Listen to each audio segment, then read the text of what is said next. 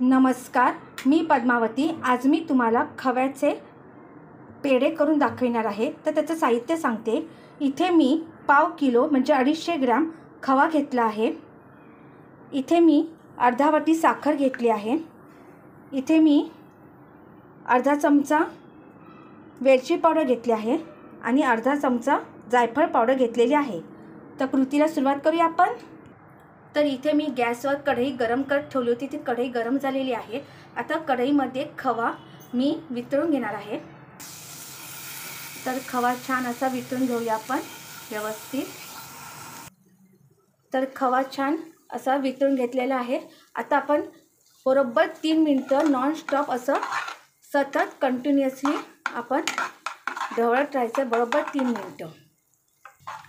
तर 3 मिनिटं छान नॉन स्टॉप असं आपण खवा छान असा भाजून घेतलेला आहे। आता ह्याच्यामध्ये मी अर्धी वाटी साखर घालत आहे म्हणजे 100 ग्रॅम। आणि आता बरोबर 8 ते 10 मिनिटं असं व्यवस्थित नॉन स्टॉप आपण ढवळत राहणार आहोत।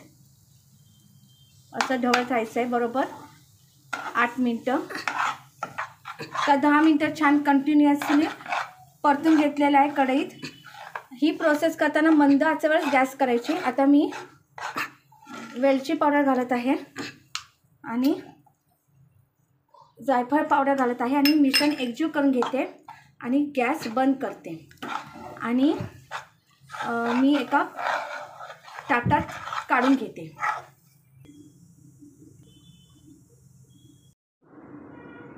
तर मी आता हे सगळं एका ताटात काढून घेतलं आहे। आता हे थोडं थंड होऊ देऊया, मग आपण पेढे करायला घेऊया।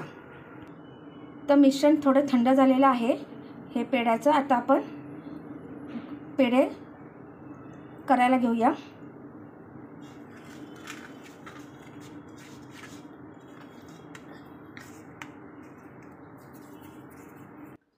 तर अशा पद्धतीने आपण पेढे करून घ्यायचे आहेत। आता